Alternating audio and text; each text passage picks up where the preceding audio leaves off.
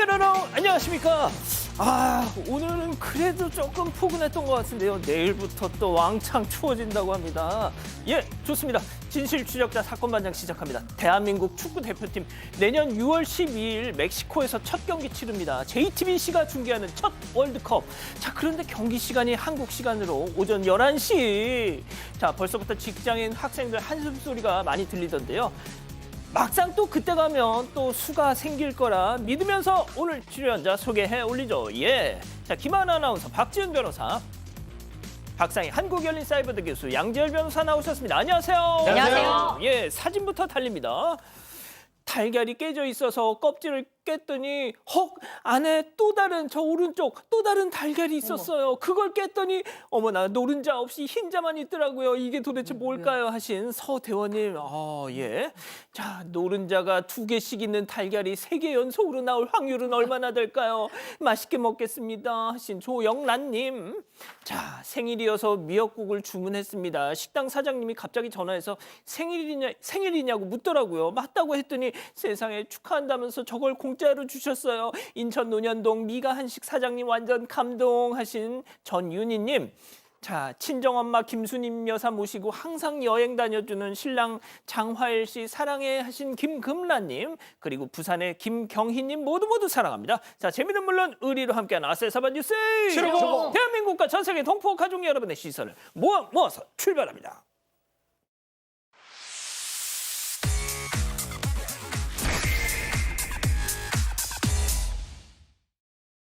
처음 달려볼까요?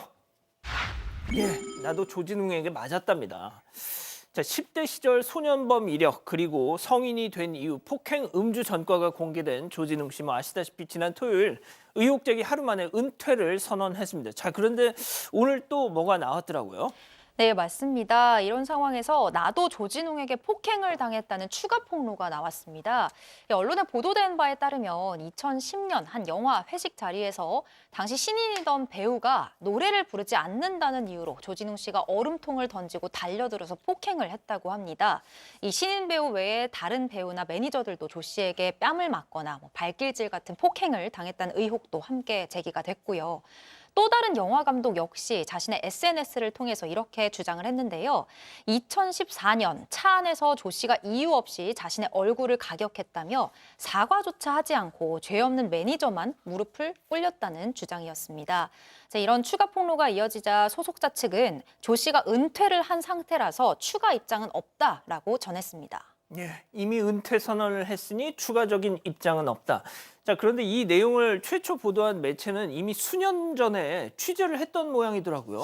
그러니까 과거를 최초로 폭로한 매체가 제보를 받았다라는 건데 그게 2017년이라고 합니다. 8년 전이네요. 예, 그때는 또 배우에게 소속사 측이 문을 했더니 소속사에서는 거꾸로 배우에게 확인을 했더니 근거가 없는 말도 안 되는 얘기라고 부인했다라고 하는데 아무튼 그러면 그렇게 8년 전에 있던 게 왜 이제야 나왔느냐라는 것부터 시작을 해서 논란이 그치지 않고 있는 상황인데 사실 조진웅 씨가 여러 가지 역할들 극 중에서 좀 멋진 영웅이라든가 이런 모습들을 많이 보여줬지 않습니까? 대표적으로 그 드라마 시그널 같은 경우에는 세상에 잊혀도 될 범죄는 없다라는 그런 대사가 있었는데 그게 또 이렇게 돌아온 게 아니냐라는 얘기도 있고요. 이 대중들의 반응도 좀 엇갈리고 있습니다. 이 30년 전 일인데 너무 과도하게 낙인을 찍고 있다라는 입장도 있고 늦었지만 잘못은 바로잡아야 되는 거 아니냐라는 입장도 있고 하여튼 쉽게 끝나지는 않을 것으로 보입니다. 예, 또 이게 정치권 이슈로까지 번지고 있더라고요. 좋습니다. 다음 이어가죠. 아찔한 추락입니다. 자, 베이비시터에게 아기를 맡긴 뒤에 벌어진 충격적인 상황, 제보 영상 만나보시죠.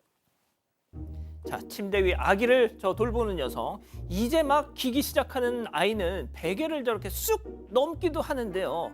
자, 여성은 아기 옆에 저 베개 쿠션만 잠시 둔 채 방을 나섭니다. 자, 그 모습을 보는 아이 꼬물꼬물 기어가다가 침대 아래로 콩 떨어진 겁니다.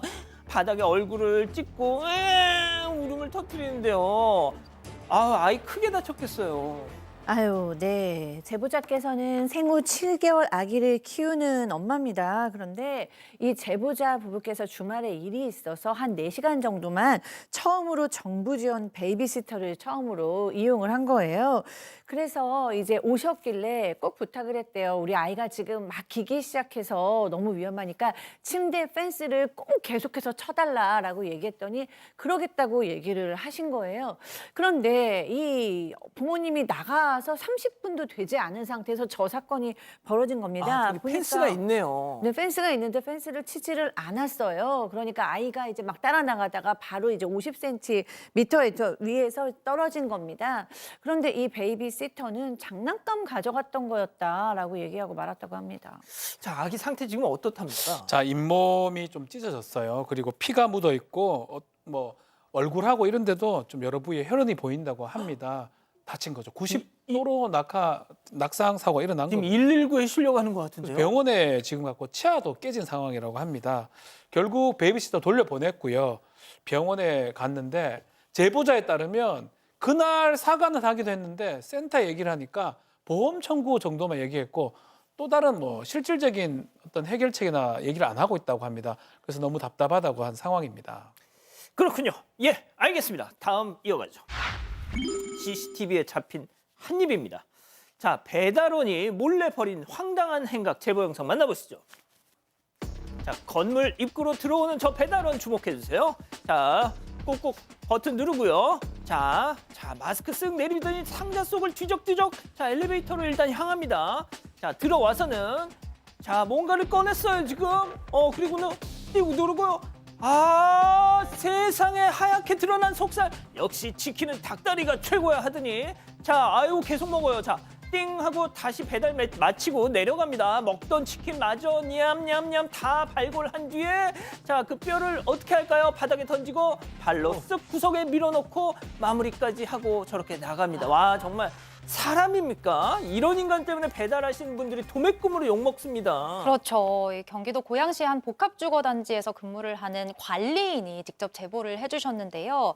지난 2일 저녁이었습니다. 치킨 배달을 하려고 이 배달원이 건물 안으로 들어왔습니다. 근데 건물 입구에서부터 상자를 계속 뒤적거렸잖아요. 그러더니 엘리베이터에 탑승해서 뭔가 치킨을 하나 빼서 먹습니다.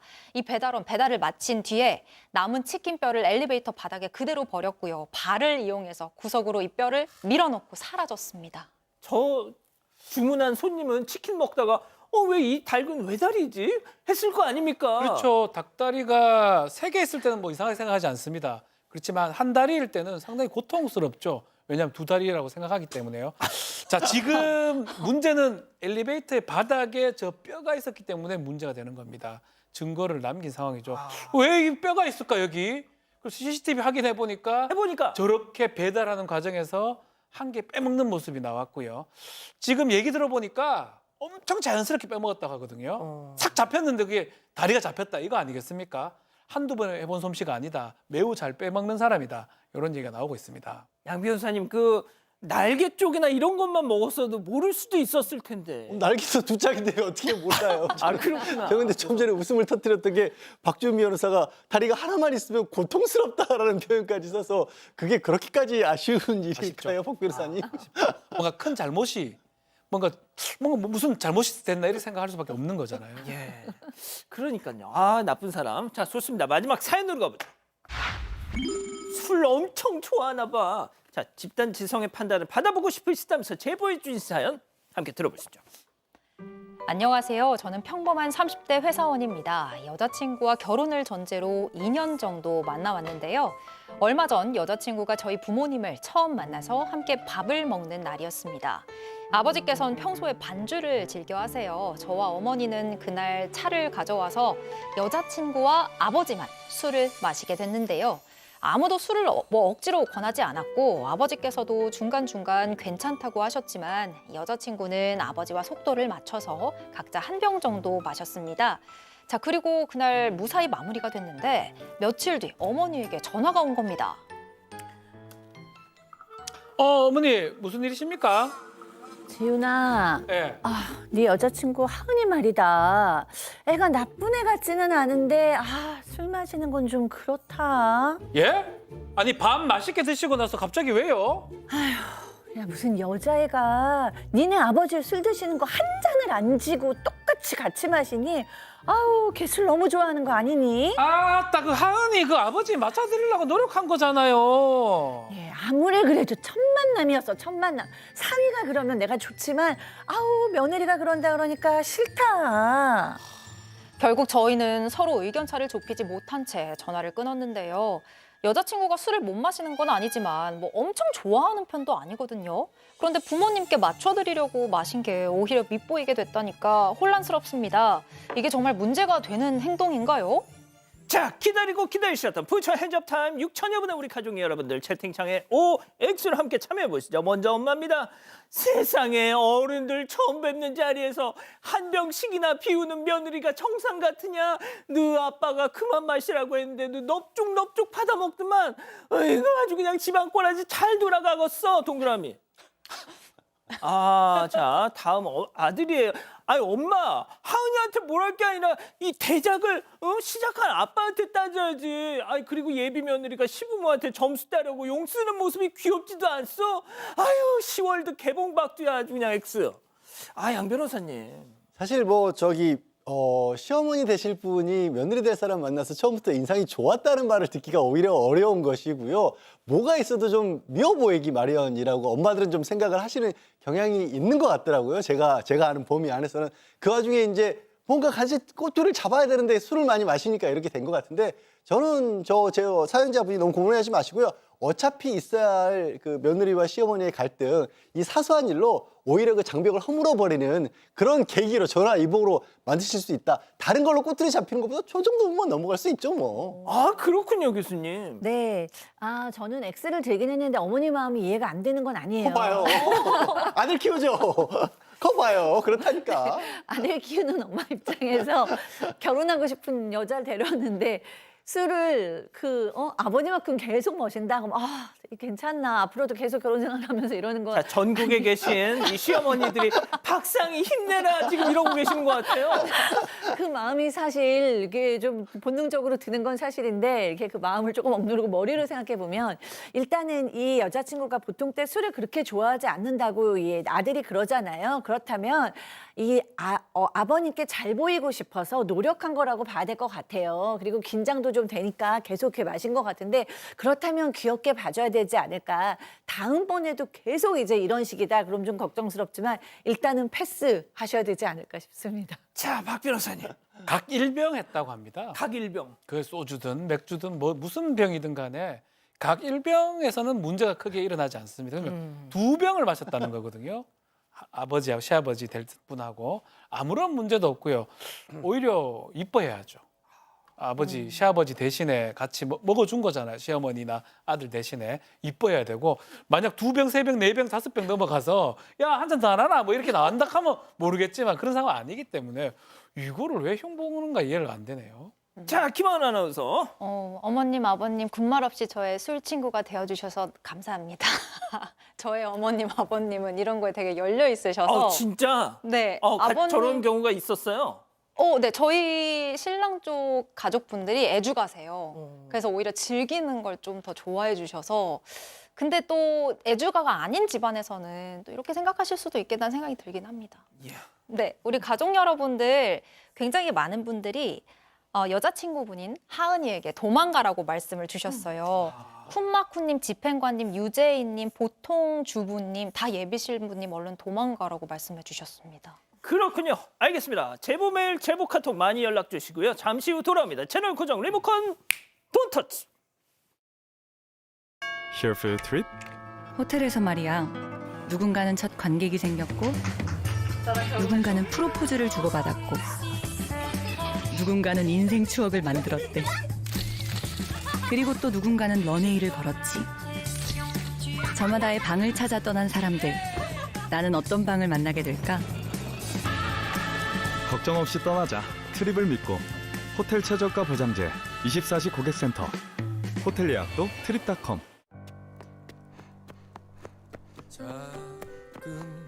어떤 꿈은 혼자선 끝까지 가기 어렵습니다. 그래서 우리가 함께 달립니다. 아이들의 노력이 꿈이라는 결승선에 닿을 때까지 메르세데스 벤츠가 오늘도 함께 달려갑니다. 더 빛나는 꿈을 향해 메르세데스 벤츠 사회공헌위원회.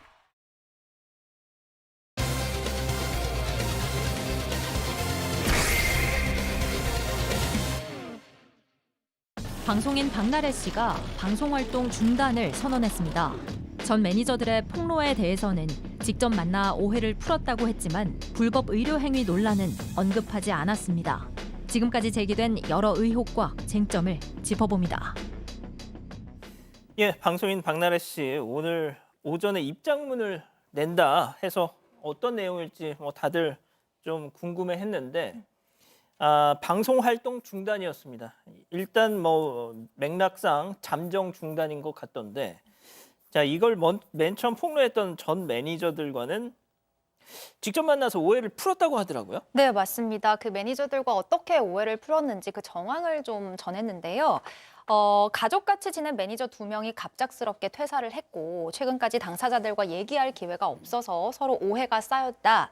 어제에서야 전 매니저와 대면할 수 있었고 저희 사이에 쌓였던 오해와 불신들을 풀 수 있었다. 이렇게 밝혔습니다. 그럼에도 여전히 모든 게 제 불찰이라고 생각한다면서 모든 게 깔끔하게 해결되기 전까지 방송 활동을 중단한다고 덧붙였는데요. 이후에 박 씨 한 매체를 통해서 이런 말도 덧붙였습니다. 고맙게도 전 매니저들이 집으로 찾아와줘서 만날 수 있었고 밤새도록 울고 웃으며 함께 얘기했다. 서로 오해를 푼 것 같아서 너무 좋다. 서로 이번 일을 겪으면서 어른이 된 것 같다라는 일종의 소회를 밝혔습니다. 박 씨가 방송활동 중단을 선언하면서 현재 출연하던 프로그램에서도 대부분 하차를 한 상태고요. 새로 선보일 예정이었던 예능 같은 경우에는 편성이 전면 취소됐습니다. 당사자들끼리는 서로 오해를 푼 것 같아서 좋을지 모르겠습니다만 이 박나래 씨가 나오는 그 프로그램, 방송국 상당한 또 피해를 입지 않을 수밖에 없을 것 같은데, 그동안 며칠 동안 계속 그렇죠. 고소고발 막 복잡했었잖아요. 일단 오해는 풀었다고 하지만 쌍방의 어떤 법적인 부분은 상당히 좀 심각한 상황으로 봐야 될 것 같습니다. 일단 매니저 2명이 이 박나래 씨 상대로 가압류 청구를 했는데 금액이 1억 정도입니다. 손해배상을 지급 청구하려고 미리 가압류를 하는 거거든요. 그 손해배상 내용 중에는 대리 처방 의혹도 있고요. 또 갑질 의혹도 있고요. 그 포함해서 1억 정도 이상의 손해배상을 절하라는 의혹이 지금 있는 상황이고, 또 매니저들 주장에 따르면 지금 박나래 씨의 전 남자친구를 통해서 허위 급여 같은 걸 지급했다. 횡령의 고발도 좀 있는 상황입니다. 또 박나래 씨 측도 그대로 가는 게 아니고 이 매니저들이 이렇게 협박하고 돈 달라고 해서 공갈로 고소를 했고요. 또 횡령 혐의도 있다라고 그것은 예고한 상황입니다. 만약에 이게 소를 취하게 되면 어떻게 되는 건가요? 아니 친고죄나 반의사 부벌죄가 아닙니다. 그래서 이 형사 사건은 쭉 진행이 될 가능성이 높고요. 아하. 민사는 이제 만약에 취하게 된다면 민사는 없어질 수 있지만 형사는 지금 된 게 특수상해라든지 횡령, 예. 공갈이거든요. 그대로 예. 진행될 가능성이 매우 높습니다. 그렇군요. 자, 그건 그렇다 치고요. 주말 사이에 또 다른 의혹이 나왔습니다. 이게 지금 상당히 좀 귀추가 주목되는 사안인데, 주사 이모.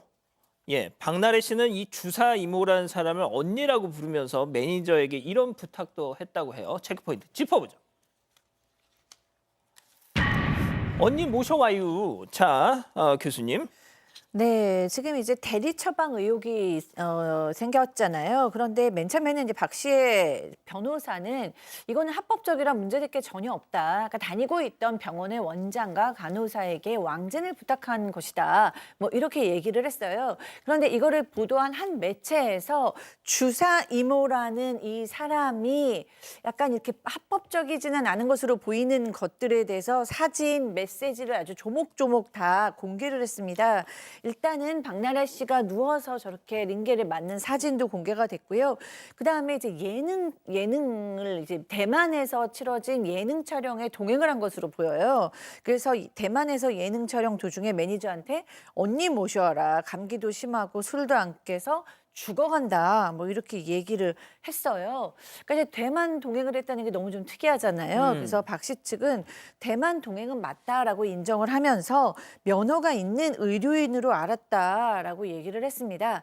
그런데 그 외의 메시지에서 또 이 말도 정말 진실인가라는 의구심이 생기는 듯한 내용들이 있어요. 왜냐하면 뭐 내일 쉬는 시간에 언니 집에 가든지 언니가 중간에 오든지 할 거다라고 얘기했는데 사실 합법적인 의료인이라면 병원을 가야 되잖아요. 그런데 집을 간다, 중간에서 만난다, 또 막 이런 얘기가 오갔고 또 이 집이라는 곳이 일산에 있는 오피스텔로 보이거든요. 지금 사진이 다 공개됐습니다. 그러니까 일반적인 의료인의 병원으로 보이는 모습은 없었습니다. 예, 양 변호사님 그런데 또 더 큰 문제가 있죠. 왜냐하면 이게 과연 이게 이런 식으로 하는 게 가능한 일인가 법적으로 이게 문제가 있습니다. 왜냐하면 좀 전에도 얘기했지만 그 의사가 있다는 집에, 그러니까 집 근처에 놔두고 일산까지 가서 주사를 맞고요. 방송국 사이를 이동하면서 차 안에서 링거를 맞기도 하고 또 약을 배달해 준다. 심지어 이 주사 이모라는 분이 박나래 씨 집 문고리에 약을 걸어놨다 이런 얘기도 나오거든요. 그리고 매니저한테 얘기를 하는 게 박 씨에게 줄 약을 준비하기 위해서 처방전을 모으고 있답니다. 의사는 처방전을 쓰면 돼요. 이걸 모을 필요가 없잖아요. 그렇죠. 그러면서 이제 또 이 여성 같은 경우는 붓기약이나 취침약이라는 표현을 하고 있는데 이 내용을 보도한 매체에서는 이게 의사 처방에 필요한 항우울제다라고 그렇게 지금 주장을 하고 있습니다. 게다가 이 의사 가운, 이 주사임이라고 불린 사람이 본인이 직접 의사 가운을 입고 SNS 글을 올렸어요. 제목이 매니저야, 네가 나의 살아온 삶을 아니? 라는 글인데 거기 보면 뭐 포강의과대학이라는 곳에서 중국인 모양입니다. 거기서 최연소 교수를 역임했다라는 글을 올렸다 삭제를 했거든요. 근데 의사 단체에서 지적을 하기를 저런 대학이 없다라는 거고 설령 있다고 할지라도 중국에서 의사로서 면허를 가진 게 한국에서 인정될 수 없다라고 지적을 또 하기도 했습니다. 그 의사 가운 입고 찍은 사진, 본인이 올린 사진 뭐 나중에 삭제를 하긴 했습니다만 그 사진도 준비가 돼 있습니까? 예. 자, 그래서 오늘 대한의사협회에서도 명백한 불법이다 이렇게 밝혔습니다. 그 얘기 김성근 대한의협 대변인 얘기로 한번 들어보시죠. 의사든 간호사든 의료행위를 할 수 있는 곳은 아주 제한적인 경우를 빼고는 병원, 그러니까 우리 흔히 말하는 병원이죠. 의료기관에서 이루어지도록 돼 있거든요. 근데 그게 지금 사실 어딘지도 잘 모르는 곳에서 자격도 명확하지 않은 사람한테 이루어졌다는 것에 대해서 굉장히 충격적으로 저희가 바라보고 있죠. 대리 진료 이런 행위가 되잖아요. 그야말로 지금 의료법에서 금하고 있는 행위죠. 왜냐하면 이 약이라는 게 잘못 쓰면 독이 될 수 있는 거 아닙니까? 혹시라도 이런 행위들이 좀 여기저기 만연돼 있지 않나. 정말 옛날 일처럼 취급이 됐던 일이 현실로 보인다는 거에 대해서 사실은 의료계에서도 굉장히 충격적으로 지금 받아들이고 있는 상황입니다. 그러니까 이제 정리하자면 병원이 아닌 곳에서의 의료 행위는 굉장히 제한적인 그렇죠. 경우에서만 허용이 되는데 박나래 씨가 지금 그 의료 의사 가운을 입고 지금 있는 사진이 나오네요. 그러니까 저렇게 해서 매니저들아 니들이 나에 대해서 얼마나 아니 하면서 저걸 올렸는데 대한변협 이렇게 대한의사협회 뭐 이렇게 얘기가 나오고 하니까 저걸 또 나중에 내렸다고 하더라고요. 네. 자, 박 변호사님. 이게 몇 가지를 좀 봐야 되는데요. 일단은 이렇게 왕진이라고 얘기했는데 이게 재택의료, 가정간호 서비스 같은 비슷한 유형은 있습니다. 아주 제한적으로 의료법상에 허용될 수는 있는데 그렇게 진료를 받으려면 아주 움직이기 힘들거나 거동이 불가능할 정도, 암수술, 요런 필요할 때만 제한적으로 가능한데 지금 박나래 씨는 그런 어떤 환자로 보건소에 등록된 사람이 아니라는 게 첫 번째로 봐야 될 것 같고요. 또 그렇다고 손 치더라도 주거지 외에는 안 됩니다. 근데 차나 오피스텔 이런 데서 지금 받는 상황이 보입니다. 이것도 조금 불가능해 보이는데 하고 있는 걸로 보이고 뭐 처방전 모으는 모습도 좀 그렇지만 가장 결정적인 게 포강의과대학 뭐 하는데 이 정보를 봤을 때는 국내 의사 면허 소지자가 아닌 것으로 확인이 되는 상황이거든요. 결국은 보건복지부에 이걸 문의를 하겠지만 대한의협에서는 이거는 불법 의료 행위에 해당한다라고 해서 고발 조치할 거라고 예고한 상황입니다. 중국 의사 면허, 그러니까 중국 의사 면허를 갖고 있다고 해도 한국에서는 그게 인정이 안 된다고 하더라고요. 양 변호사님, 이제 중요한 건 또 이건 것 같아요. 박나래 씨가 본인이 하고 있는 이런 받고 있는 의료 서비스가 불법인지를 사전에 알았느냐. 예. 일단 박나래 씨 같은 경우에는 그 주사가 그냥 영양제 정도였다고 주장을 하고 있거든요. 만약에 잘 모르고 있는 상황에서 이 쓰지 말아야 할 불법적인 의료 행위를 했다라면 박나래 씨는 오히려 피해자가 될 수도 있는 건데, 다만 그게 아니라 실제로 뭐 수액을 맞거나 약 처방을 하는다 이런 것들을 잘 알고 있었다라면 거꾸로 의료법 위반의 공범이 될 수도 있는 상황입니다. 게다가 문제가 더 있어요. 이 주사이모라는 사람이 SNS에 그동안 다른 연예인들과 친분이 있는 게시물들도 좀 올려놨었습니다. 그랬다가 지금 최근에 정리를 했다거든요. 자칫 잘못하면 이게 불똥이 그런 다른 연예인들에게도 튈 수도 있는 그런 사건이 될 수도 있습니다. 예, 그 뭐 이 주사 이모라는 사람의 인스타 팔로워들 중에 진짜 뭐 상당히 유명한 스타들이 많이 있더라고요. 그래서 지금 그 명단이 막 돌기도 하던데, 자, 이게 또 말씀처럼 어떻게 불똥이 튈지 모르겠습니다. 첫 번째 정리하고요. 두 번째 사건 이어갑니다.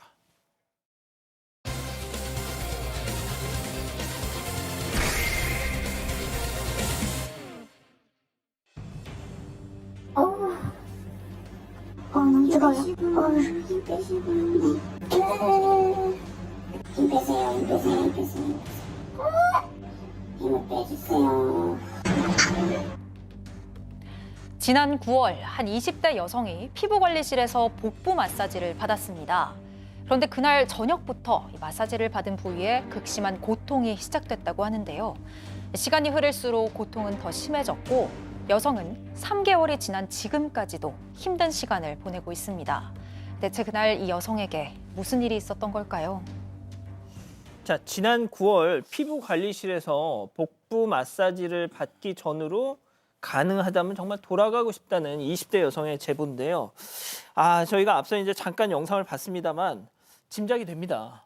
네, 지난 6월에 이 제보자는 다니던 직장을 그만두고 부산의 한 피부관리실에서 파트타임 아르바이트를 시작했어요. 이 제보자는 평소 때도 뷰티에 관심이 많아서 뷰티 크리에이터가 되는 게 꿈이었다고 합니다. 그래서 여기서 이제 파트타임으로 아르바이트를 하는데 이 원장이 이런 얘기도 했어요. 무료로 관리를 해줄 테니까 너 SNS에 후기를 좀 올려달라라고 얘기를 해서 그러겠다고 했어요. 근데 사실은 이분은 좀 마른 체형이었기 때문에 사실은 복부 마사지를 받을 필요는 없었다고 합니다. 그런데 이 원장님께서 뭐 후기를 좀 올려달라 무료로 해주겠다 그러니까 안 받을 수가 없어서 그냥 알겠다고 얘기를 했어요. 거절을 못한 거죠. 그리고 지난 9월 12일 낮에 일찍 출근해서 원장에게 복부 마사지를 받았다고 합니다.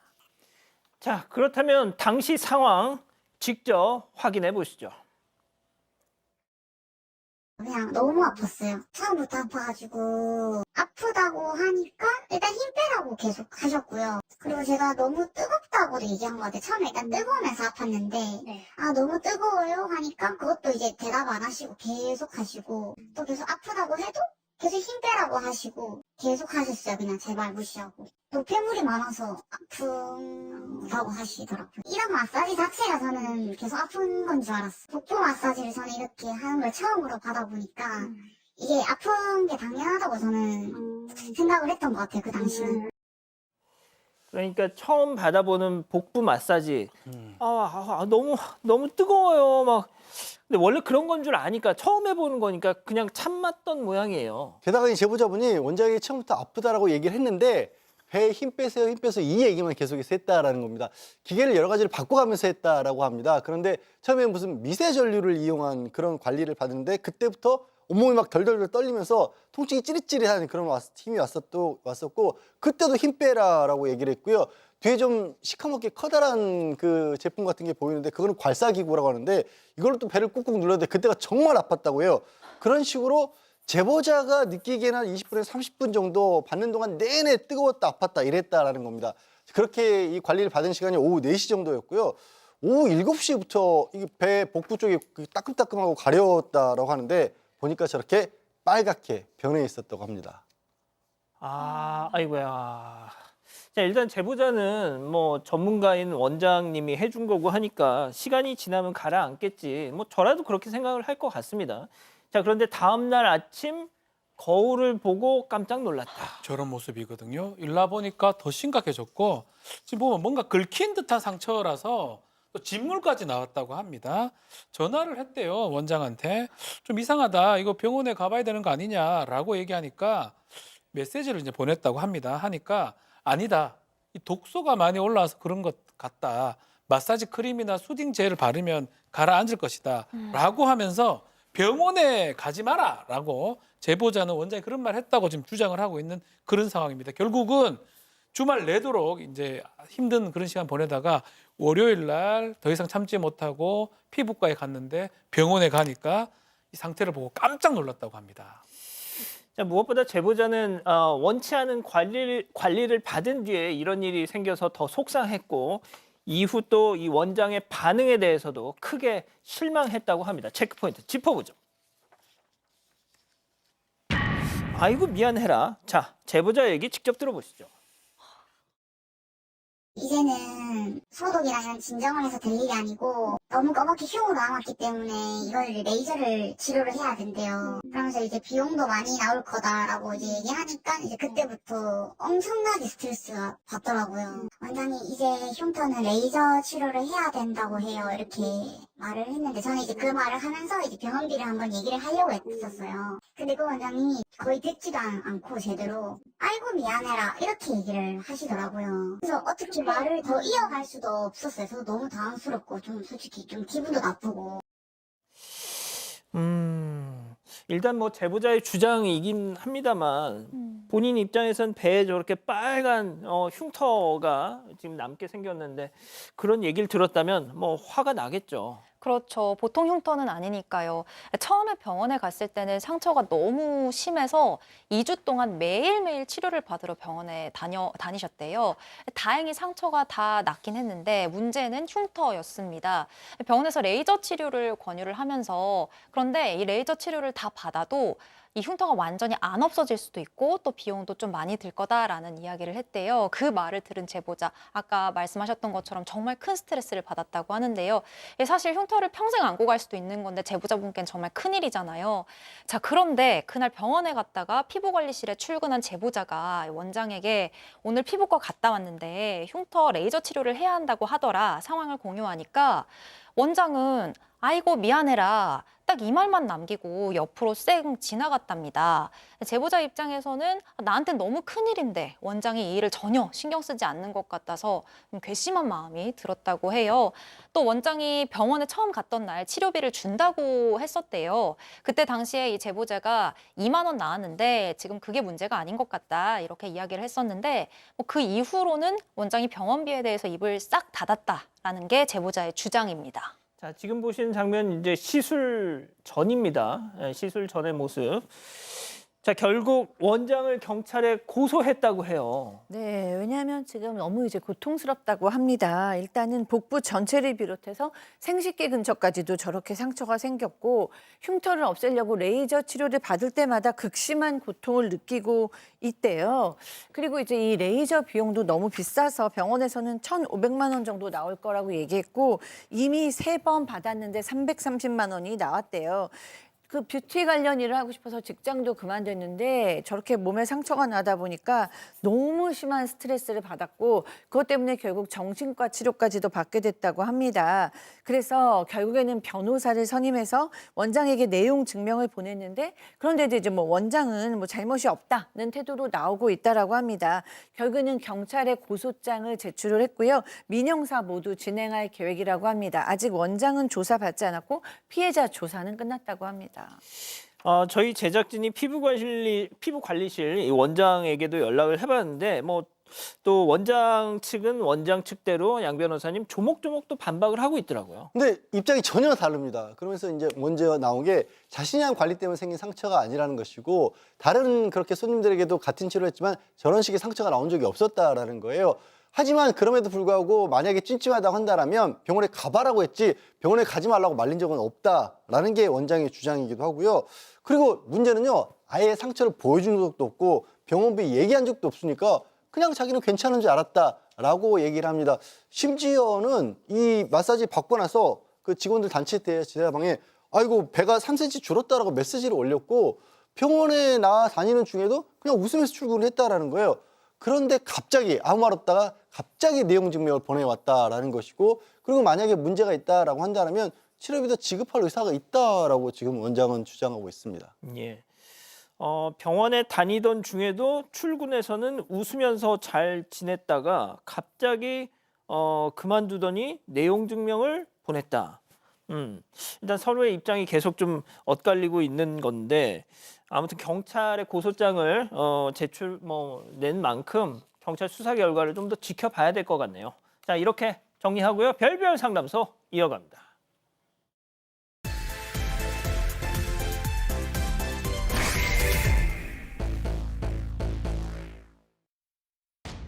한 여성이 길가에 몸을 숨긴 채 두 남녀를 지켜봅니다. 그리고 두 남녀의 은밀한 사생활을 촬영하기 시작하는데요. 그런데 이 상황을 눈치챈 남성, 여성의 휴대전화를 빼앗아 달아납니다. 순식간에 거리 한복판에서 추격전이 벌어지는데요. 과연 이들 사이에 어떤 사연이 숨겨져 있는 걸까요? 야, 이 쫓기는 남자와 끝까지 그걸 뒤쫓는 여성. 자, 오늘은 정말 한 남자 때문에 말이죠. 인생이 꼬였다는 살한 가족분의 정말 통전한 제보입니다. 네, 제보자는 30대 여성입니다. 평소에는 꾸밀 줄도 모르던 남편이 어느 날부터 막 다이어트를 하고 파마를 하고 자기 관리에 몰입했어요. 좀 이상하다 싶었지만 자기 관리하는 줄 알았죠. 그런데 어느 날 이제 휴대폰 남편이 찍은 사진들을 좀 보려고 남편 휴대폰을 이렇게 보고 있는데 그 여러 가지 사진들 속에서 어떤 여성, 낯선 여성의 셀카 사진이 보였습니다. 이 여자 누구야? 라고 물어봤는데 남편은 즉시 휴대전화를 딱 빼앗으면서 어허. 무슨 소리야? 막 이러면서 잡아댔어요. 나중에라도 다시 한번 이 휴대전화를 확인하려고 했는데 남편 휴대전화 비밀번호가 늘 꽁꽁 잠겨있기 때문에 못 봤습니다. 그래서 제보자는 한 가지 묘안이 떠올렸어요. 어떤요? 반려견을 찾기 위해서 사용하던 위치 추적기를 남편 차 뒷좌석에 몰래 숨긴 겁니다. 아유, 그런 방법이 있었군요. 근데 그건 불법이에요. 예, 좋은 방법이 근데 아니네. 어쨌든 이 아니나 다를까 회식이라고 금요일 밤에 늦는다고 연락 온 남편의 차가 금요일 밤에 모텔촌 한가운데서 주차되어 있었습니다. 예, 저희가 이제 양 변호사님 말씀 주신 것처럼 이게 좋은 방법이 아니어서 저희가 다시 한번 좀 강조를 하려고 그걸 좀 짚어봤습니다. 자, 그래서 일단 그 수법을 써서 불륜 현장을 딱 잡은 겁니까? 네, 일단 처음에 모텔 앞에 갔을 때는 모르는 척을 했습니다. 그리고 언제 오냐 마치 모르는 척 남편에게 연락을 주고받으면서 이제 기다리고 있었는데요. 자, 그러다가 마침내 남편과 상간녀가 모텔에서 나옵니다. 나와서 편의점에도 들르고 거리에서 애정행각도 벌이고요.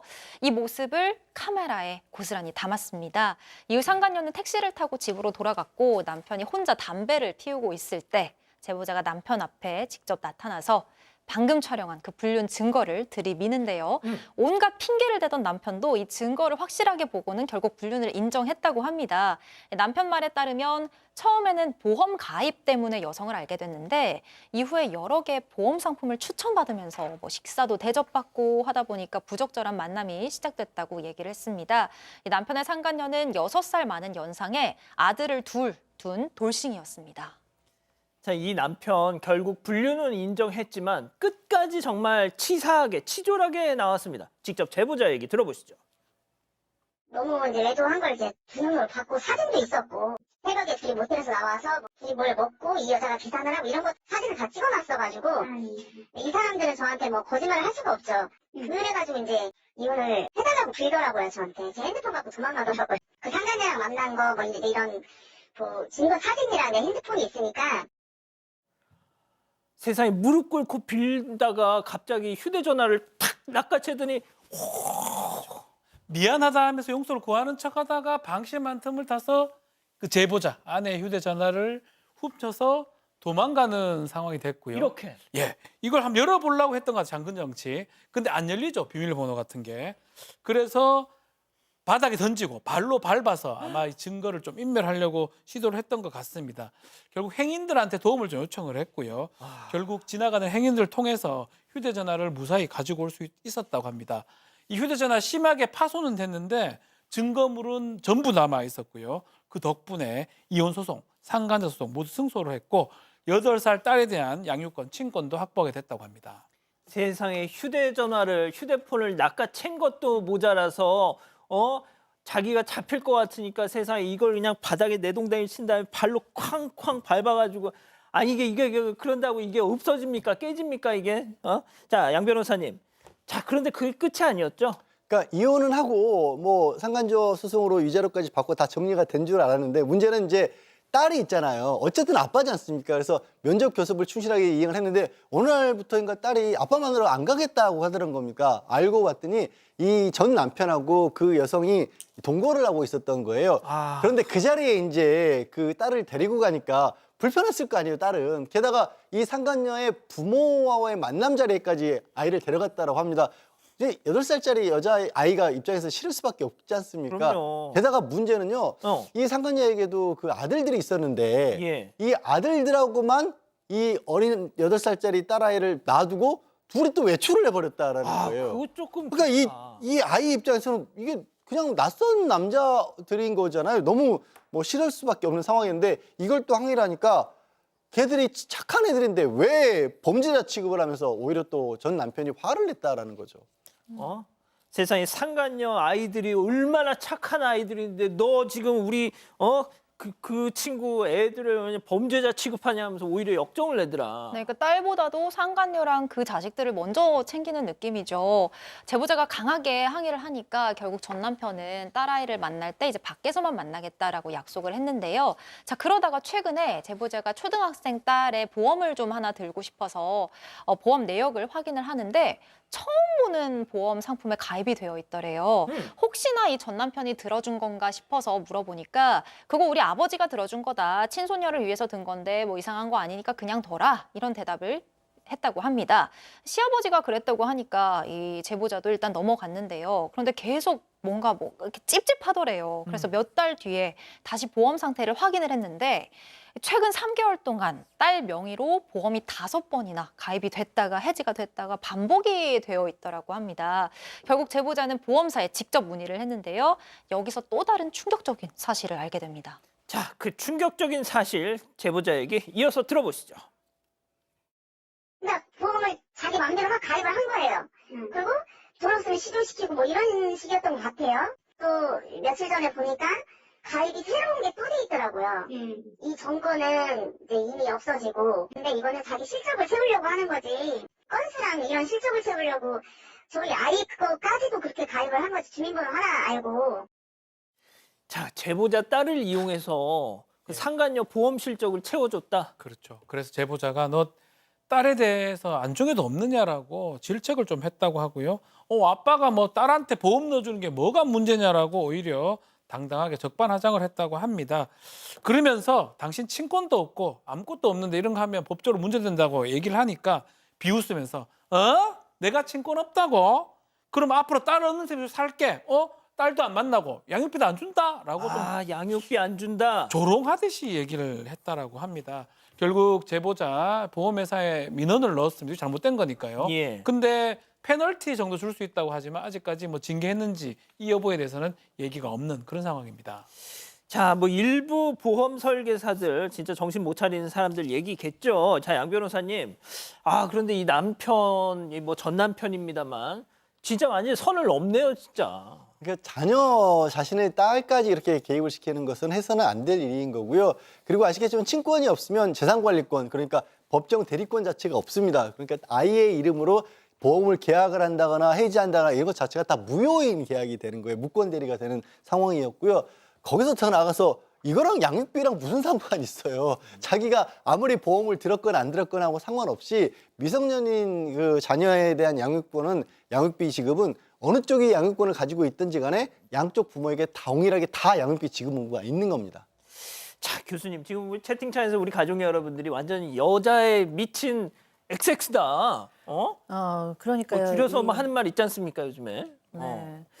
그러니까 일단 이 남성도 여성도 너무나 지금 미성숙하고 유아적인 사람들 같아요. 뭐 둘의 불륜이나 뭐 이혼의 문제를 떠나서 그냥 인격적으로 봤을 때도 왜냐하면 둘의 불륜이 걸렸는데 뭐 휴대폰을 낚아채고 도망가고 바닥으로 버리고 밟고 이런 거는 정말 10대들도 잘하지 않는 행동인데 이런 걸 아버지라는 사람이 했다라는 거. 그리고 친권 없다고 내 아이를 보호하려는 말에 그래 그럼 난 땅 안 봐도 돼? 뭐 이런 양육권 안 준다 뭐 이런 식의 이야기들은 정말 얼마나 아빠 자격이 없는가를 방증하고 있다라는 생각이 들고요. 또 저는 이거 약간 아동학대적인 느낌도 있거든요. 사실 왜냐하면은 아이가 원하지 않는데 그 무서운 아줌마네 가족들도 다 만나야 하고 또 오빠들이라고는 하지만 이 아이로서는 무서운 그 큰 오빠들인데 그 아이들 오빠들하고 남기고 엄마도 아빠도 없는 공간에 여러 번 있었어야 되잖아요. 정말 자격 없는 아빠고 이 여성도 굉장히 좀 이기적인 사람 같다는 생각이 듭니다. 아이가 혼란스러웠을 것 같고 엄마 아빠가 이혼을 한 것만도 괴로울 텐데 거기에 이렇게 혼란스럽고 불안하고 긴장하고 무서운 이모까지 함께 했어야 되는 거 많이 좀 이렇게 돌보아 줘야 되는 상황이 아닌가 싶습니다. 예. 자, 별별 상담소 이렇게 정리하고요. 글로벌 픽 이어갑니다.